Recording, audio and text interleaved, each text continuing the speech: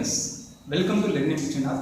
ఈరోజు మనం ఈనాడు ఎడిటోరియల్ చూసుకున్నట్లయితే మనకు 3 ఎడిటోరియల్స్ వచ్చినాయి.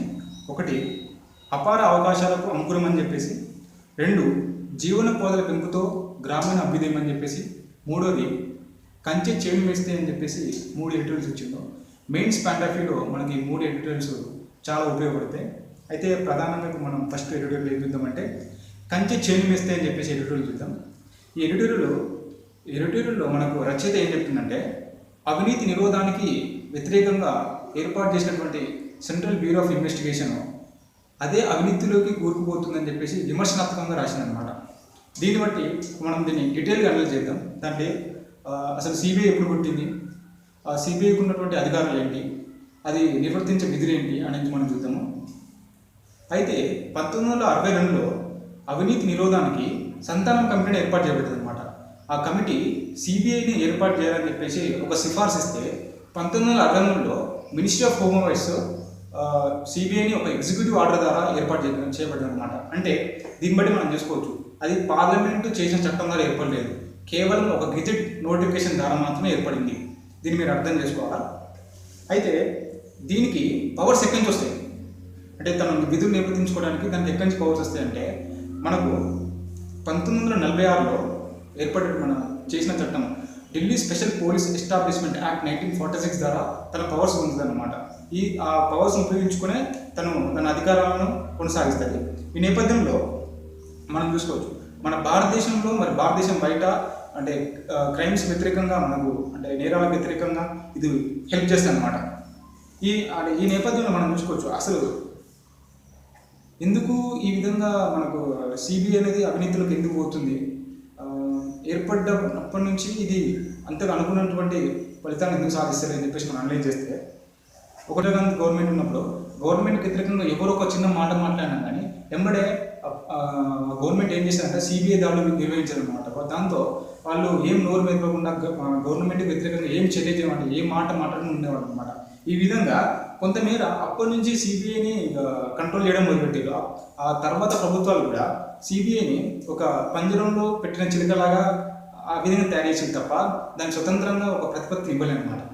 అలాగే మనం చూసుకుంటే కొన్ని దర్యాప్తులలో రాజకీయంగా అంటే రాజకీయ వ్యక్తులు దాంట్లో చొరబడకుండా అంటే దాంట్లో ఎటువంటి వివాదాలకి రాకుండా వాళ్ళ ప్రమేయం లేకుండా దర్యాప్తు చేపట్టాలని చెప్పేసి సుప్రీంకోర్టు ఎన్నోసార్లు చెప్పిందనమాట. అలా చెప్పినప్పటికీ అది అడవిగాచిన వెంటనే లెక్కనే ఉండిపోయింది తప్ప అది ఎప్పటికీ సాధ్యం కాలేదు. దీన్ని బట్టి మనం చూడొచ్చు, ఇట్లా చేయడం వల్ల సిబిఐ తన స్వతంత్ర ప్రతిపత్తి మొత్తం కోల్పోయి ఈ సెంటర్ ఏం చెప్తుంది, ఓకే అతని మీద దాడి చేయంటే అతను డైరెక్ట్ దాడి చేయడము, లేకపోతే వద్దంటే అతను ఎంత అవినీతిపరుడైనప్పటికీ అతని మీద దాడి చేయకుండా ఉండడము, ఇటువంటిగా దానికి పరిపాటి అయిపోయింది అనమాట. ఈ నేపథ్యంలో సిబిఐలోని అధికారులే ఏ విధంగా అవినీతి పరంగా లోనైపోతుంది అనమాట. ఇట్లా మనం చెప్పుకోవచ్చు, సిబిఐ మొత్తానికి టూత్లెస్ టైగర్ అని చెప్పేసి చాలా పేర్లు మనకు సిబిఐకి ఇవ్వడం జరిగింది.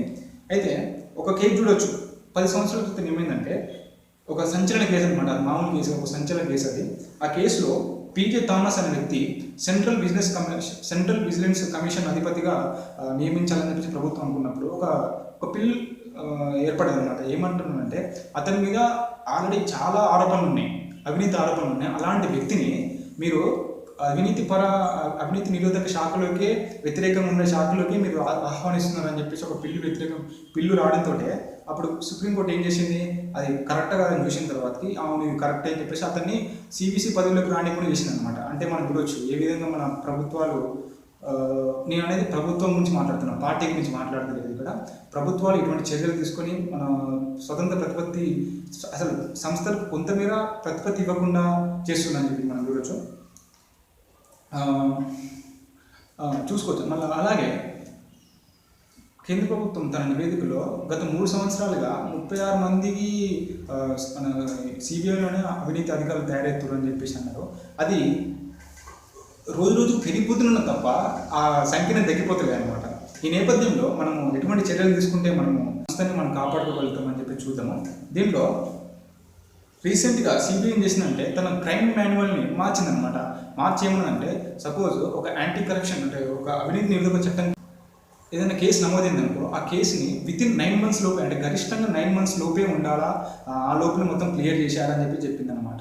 అయితే చాలా వరకు ఇంతకుముందు మనం చూసుకున్నట్లయితే ఒక కేసు వచ్చిందనుకో, ఆటోమేటిక్గా ఆ కేసును సిబిఐ దర్యాప్తు జరిగినప్పుడు ఆ కేసు సంవత్సరాలు తాడి మన అసలు ఇలా పోతూనే ఉన్నారన్నమాట. దాంట్లో రాజకీయ ప్రమేయం ఉండడం వల్ల అది లేట్గా అయ్యి చాలా దూరం అయిపోతుంది అనమాట. దాంతో లాస్ట్కు ఏమంటారు, దాంట్లో అవినీతి ఎదుర్కొన్నట్టు వ్యక్తి అవినీతి కాదు, అతను మంచోడే అని చెప్పేసి వివిధ రకాలుగా తీర్పులు వచ్చినాయి. అది మనకు కూడా తెలుసు.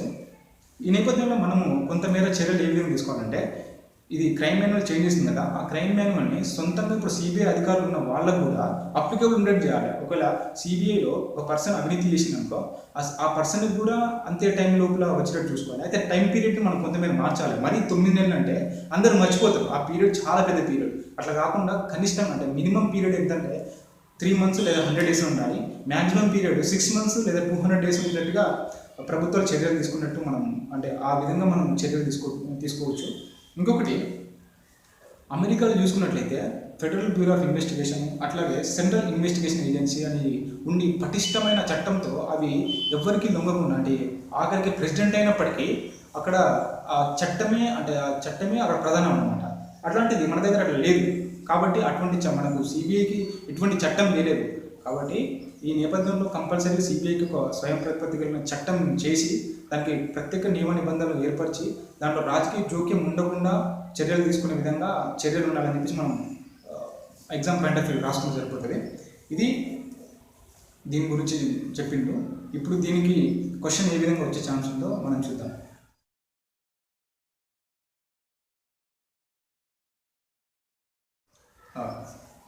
ఓకే ఫ్రెండ్, నెక్స్ట్ ఎడిటోరియల్ చూసుకున్నట్లయితే అపార అవకాశాలకు అంకురం అని చెప్పేసి ఎడిటోరియల్ చూద్దాము. ఈ ఎడిటోరియల్లో మనం 2 రకాలుగా ఆలోచించాలన్నమాట. ఒకటేమో ఇంటర్నేషనల్ రిలేషన్ పరంగా, ఇంకొకటి ఎకానమీ పాయింట్ ఆఫ్ వ్యూ చూడాలి. ఈ ఎడిటోరియల్లో 2 మిక్స్ చేసి చెప్పింది అతను. దాన్ని బట్టి మనం కూడా 2 క్వశ్చన్లు ఇస్తాము. ఒకటి మిక్స్డ్గా, ఇంకొకటి సపరేట్గా ఎకానమిక్ పాయింట్ ఆఫ్ వ్యూ ఇస్తాము. అది ఫస్ట్ ఇప్పుడు మనం చూద్దాం. అయితే Bangladesh, India, Bhutan, Nepal, Myanmar and Thailand, Sri Lanka ఇలా 7 దేశాలతో కలిపి ఒక కూటమి ఏర్పడింది అనమాట. ఈ కూటమే బిమ్స్టెక్ అనమాట. ఈ బిమ్స్టెక్ ఆసియా పసిఫిక్ ప్రాంతాలలో ప్రధానమైన వాణిజ్య కూటమిగా ఇప్పుడు తయారవుతుంది. ఈ నేపథ్యంలో ఈ సభ్య దేశాలను కలిసి, అంటే ప్రభుత్వ, ప్రైవేట్ పౌర సమాజ సంస్థలు నిర్దేశిత లక్ష్య సాధన కోసము కలిసికట్టుగా పనిచేస్తాయన్నమాట. దీన్నే మల్టీ సెక్టోరల్ అప్రోచ్ అంటారన్నమాట. ఈ విధంగా అంటే కొత్తదన్నమాట, ఇంతకుముందు ఇటువంటి అప్రోచ్ లేదు. ఇలాంటి అప్రోచ్ని బిమ్స్టెక్ ప్రారంభించింది అనమాట. ఇది చాలా నూతనమైన అంశము.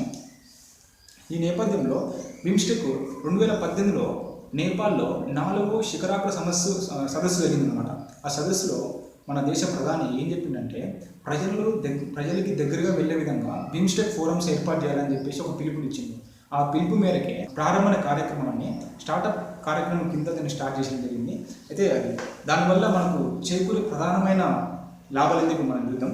ఇటువంటి మన కూటమి ఉండడం వల్ల, ఇటువంటి కార్యక్రమాలు చేయడం వల్ల చాలామంది యువతకు వచ్చి వాళ్ళ వ్యూస్ తెలుసుకుంటారు అనమాట. తెలుసుకోవడం వల్ల దాంతో కొత్త ఆలోచనలు వస్తాయి. ఇది కొత్త ఆలోచనలు అంతర్జాతీయ సంబంధాలను దగ్గర చేయడానికి చాలా పనికి వస్తాయి అన్నమాట. ఇట్లా కూడా మనం ప్రయోజనం ఉంది దీనివల్ల. నెక్స్ట్ ఇంకోటి ఏంటంటే, బంగ్లాదేశ్, మయన్మార్లలో మానవ వనరులు చాలా పెద్ద సంఖ్యలో ఉన్నాయన్నమాట. ఆ పెద్ద సంఖ్య అంటే అంత మానవ వనరులు ఉన్నటువంటి దేశాలలో అంకుర సంస్థలు అనేవి కొత్తగా ఏర్పడి కొత్త ఆలోచనలు తీసుకొచ్చినప్పుడు అది ఎంతో మేర జీవన ప్రమాణాలు పెంచే ఛాన్సెస్ ఉంటాయి అన్నమాట. ఇది ఒకటి మెయిన్ మంచి పాయింట్. నెక్స్ట్ మన భారత్ చూసుకోవచ్చు, థాయిలాండ్ చూసుకోవచ్చు, శ్రీలంక చూసుకున్నట్లయితే ఇలాంటి దేశాలలో వినియోగదారులు చాలా మేరకు ఉంటారు. అలాంటి వాళ్ళకి ఈ అంకుర సంస్థలు ఎంతో మేర కొత్త ప్రాజెక్టులు చేపట్టడం వల్ల చాలామందికి ఉపాధి అవకాశాలు పెరిగే ఛాన్సెస్ ఉంటుంది. ఇది కూడా మనం చూడాల్సిన అంశమే. ఇంకొకటి, ఇది మన బంగ్లాదేశ్లో పట్టణీకరణ అలాగే వినియోగదారుల మన రేటు కూడా చాలా పెరుగుతుంది. ఉదాహరణ చూసుకున్నట్లయితే అక్కడ దాదాపు 6 లక్షల మంది ఫ్రీలాన్సర్లు ఐటీ సెక్టర్లో పనిచేస్తున్నారు అనమాట. అంటే అక్కడ ఏ విధంగా యువత ఉన్నారో చూడొచ్చు. ప్రధానంగా ఎక్కువగా బంగ్లాదేశ్లో యువత చాలా ఎక్కువ ఉందన్నమాట. ఆ దేశంలో యువత చాలా ఎక్కువ ఉంది. అదే ప్రపంచవ్యాప్తంగా చూసుకున్నట్లయితే ప్రపంచవ్యాప్తంగా మన భారతదేశంలో యువత చాలా ఎక్కువ మొత్తం ఉంది. ఈ నేపథ్యంలో కరోనా సంక్షోభం అనంతరం మనకి ఏర్పడిన కొత్త వాణిజ్య కూటములు ఏర్పడుతున్నాయి అన్నమాట. సరఫరా గొలుసులు, వ్యాపార ప్రణాళికలు వాటి యొక్క రూపాన్ని సంతరించుకుంటున్నాయి.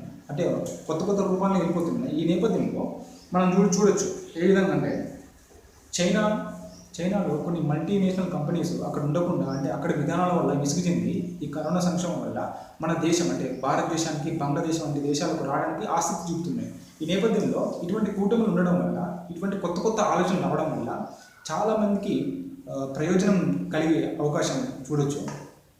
అలాగే కొంతకాలంగా మనం చూడొచ్చు, ఈ వరల్డ్ బ్యాంక్ విడుదల చేసేటువంటి ఈజ్ ఆఫ్ డూయింగ్ బిజినెస్లో మనం చాలా ముందుకు వెళ్తున్నాం. అంటే ఒక పురోగతిని స్టార్ట్ చేస్తున్నాం, పురోగతిని మనం చూస్తున్నాము. కాబట్టి ఇది విదేశీ పెట్టుబడులకు ఒక సుస్థిరమైన దేశంగా మనం తయారవుతుంది. ఈ నేపథ్యంలో ఇటువంటి ఫోరమ్స్ మన దేశానికి, మన దేశ యువతకు చాలా అవసరం. మన దేశంలో అతి కొద్ది కాలంలోనే, అంటే కొంత టైంలోనే ఒక చిన్న చిన్న స్టార్టప్గా తయారైన మన సంస్థలు అనేవి భారీ కంపెనీలుగా తయారవుతున్నాయి. ఉదాహరణ చూసుకున్నట్లయితే బైజూస్ చూడొచ్చు, అన్అకాడమీ చూడొచ్చు, వేదాంతం వంటి ఆన్లైన్ క్లాసెస్ వాళ్ళది ఒక యూనికార్న్ కంపెనీగా మారిపోతున్నాయి చూసుకున్నట్లయితే. అంటే మన దేశంలో ఎక్కువ మంది జనాభా ఉన్నారు. ఆ జనాభాకు అనుగుణంగా కొత్త కొత్త ఆలోచనలు, కొత్త కొత్త ఇన్వెన్షన్ తీసుకొచ్చినప్పుడు చాలామంది ఆదరణ చేస్తారనడానికి ఇటువంటి మనం ఎగ్జాంపుల్గా మనం చూడొచ్చు. మన దేశమే కాకుండా వేరే దేశాలలో ఉన్నటువంటి మన స్టార్టప్ కంపెనీస్ మన దేశంలో మన దగ్గర నుండి మానవులను ఉపయోగించుకుని మన దేశానికి రావడానికి ఒక చక్కటి మార్గం ఏర్పడడానికి ఇటువంటి కార్యక్రమాలు ఎంతగానో ఉపయోగపడతాయి. అలాగే నేబర్హుడ్ ఫస్ట్ అండ్ యాక్టిస్ట్ పాలసీ వంటి విదేశాంగ విధానాలను మనం అవలంబిస్తున్నామన్నమాట. ఈ నేపథ్యంలో మనకు ఏ విధంగా ఇటువంటి విదేశాంగ విధానాన్ని మనం విజయవంతంగా అమలు చేయాలంటే కంపల్సరీగా కొన్ని కూటమిలు కావాలి. ఆ కూటమిలలో చూసుకున్నట్లయితే ఇప్పుడు ఈ బిమ్స్టెక్ అనే కూటమి ఎంతో మనకు ఉపయోగపడుతుంది. అలాగే చూసుకుంటే మన చైనాలో బెల్ట్ అండ్ రోడ్ ఇనిషియేటివ్ చేసి మన పక్క దేశాలను మొత్తము తన అప్పులో వలలోకి విసురుతుందన్నమాట. విసిరేసి వాళ్ళందరినీ ఒక డెట్ ట్రాప్ తీసుకుపోతుంది. అటువంటి దేశాలను మనం కొంతమేర కాపాడుకోవడానికి మన ఈ బిమ్స్టెక్ కూటమి అనేది ఎంతో మేర మనకు ఉపయోగపడుతుంది. ఇటువంటి భారీ ప్రయోజనాలు మనకు ఈ కూటమి ద్వారా మనకు తెలుస్తుంది. కాబట్టి ఇది మనకు ఎంతో ఉపయోగపడుతుంది. ఇటువంటి కూటమిలు ఇంకా బిమ్స్టెక్ ఫారమ్స్ మనం తీసుకురావాలి. అలాగే చూసుకున్నట్లయితే కొంతకాలంగా సార్క్ అనుకున్నంతగా సమావేశం జరగట్లేదు. కాబట్టి సార్కుకు ఒక ప్రత్యామ్నాయంగా బిమ్స్టెక్ ఏర్పడే అవకాశం ఉంది అని చెప్పేసి మనం దీంట్లో చూసుకోవచ్చు. ఇది ఎడిటోరియల్ చాలా బాగా ఇచ్చింది, మీరు కంపల్సరీ దీన్ని చదవండి. దీనికి మనము క్వశ్చన్స్ ఫ్రేమ్ చేసినాం.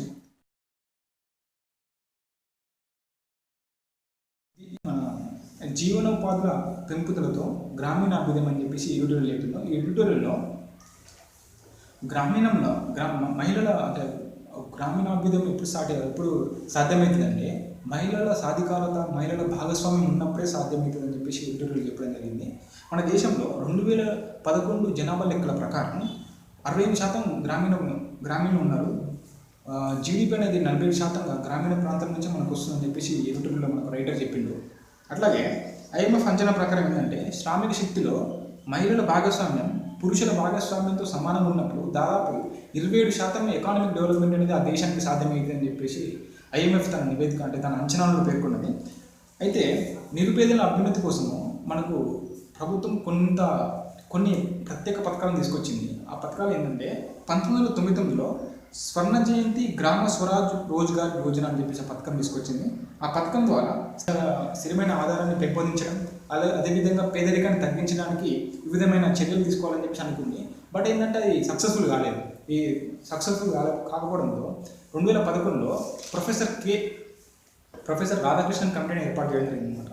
ఈ కమిటీ 2011లో అజీవిక జాతీయ గ్రామీణ జీవనోపాధుల మిషన్ను ఏర్పాటు చేసింది. ఈ మిషన్ కూడా కొంతమేర అనుకున్నంత ఫలితాలు రాకపోయేసరికి 2015లో దీన్ని దీన్ దయాళ్ అంత్యోదయ యోజనలో భాగం చేసిందన్నమాట.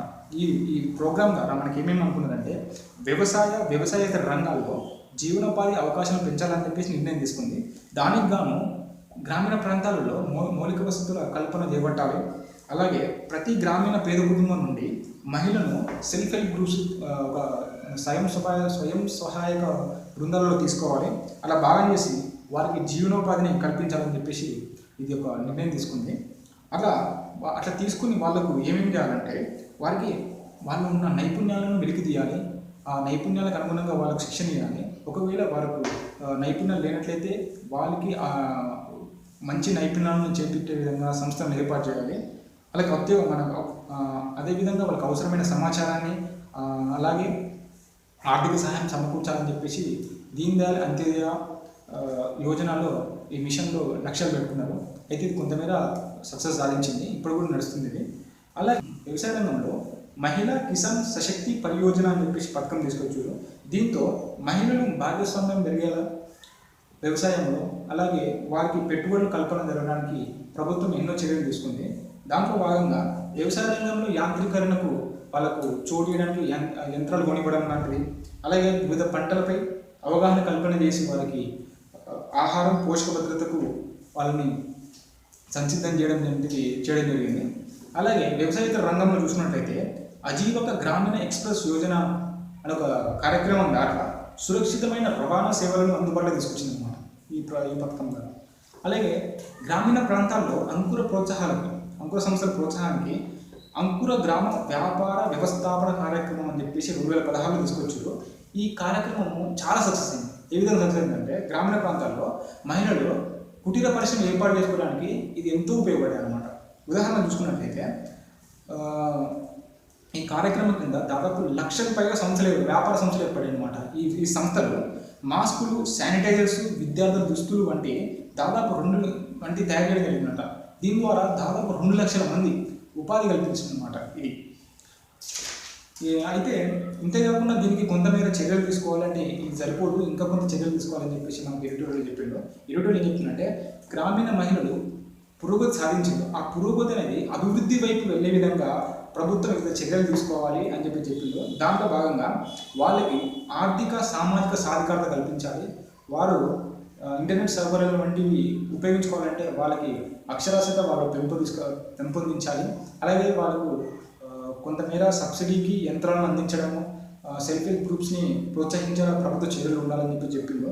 అట్లాగే కేంద్ర రాష్ట్ర ప్రభుత్వాలు, NGOs, corporate companies and panchayat ఇవన్నీ సమన్వయం ఉండి నాయకత్వ లక్షణాలకు మహిళల్లో నాయకత్వ లక్షణాల పెంపుదలకు ఇవన్నీ దోహదం చేయాలని చెప్పిండు.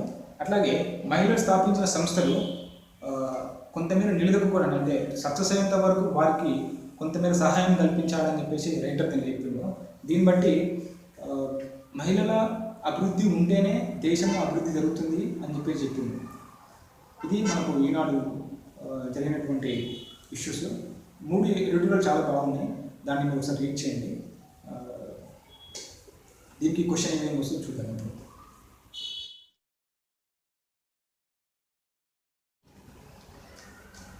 ఓకే ఫ్రెండ్స్, మీరందరికీ మన వీడియోస్ నచ్చుతున్నాయి అనుకుంటా. చాలామంది మన ఛానల్ సబ్స్క్రైబ్ చేసుకుంటున్నారు, అట్లాగే మన టెలిగ్రామ్ గ్రూప్లో కూడా వస్తున్నారు. మీరు ఇప్పుడు మన ఛానల్ని కొత్తగా చూస్తున్నట్లయితే మీరు మన ఛానల్ని సబ్స్క్రైబ్ చేయండి, మన వీడియోస్ని లైక్ చేయండి, మీ ఫ్రెండ్స్కి షేర్ చేయండి. అట్లాగే మనకు టెలిగ్రామ్లో గ్రూప్ ఉందన్నమాట. టెలిగ్రామ్కి వెళ్ళి మీరు సర్చ్ బాక్స్లో లెర్నింగ్ విత్ శ్రీనాథ్ అని చెప్పేసి గ్రూప్లో జాయిన్ కండి. ఇప్పుడు మనం దీంట్లో పోస్ట్ చేసిన క్వశ్చన్సే దాన్ని కూడా పోస్ట్ చేస్తాము. మీరు ఈ క్వశ్చన్స్కి ఆన్సర్ రాసి మన టెలిగ్రామ్ గ్రూప్లో అప్లోడ్ చేయడం వల్ల మేము చూస్తాం, అంటే చాలామంది చూడడం వల్ల మనకు కొంతమేర మెటీరియల్ సోర్స్ దొరుకుతుంది అన్నమాట. కాబట్టి అటువంటి సదవకాశాన్ని ఉపయోగించుకుంటారని చెప్పేసి అనుకుంటూ జై హింద్.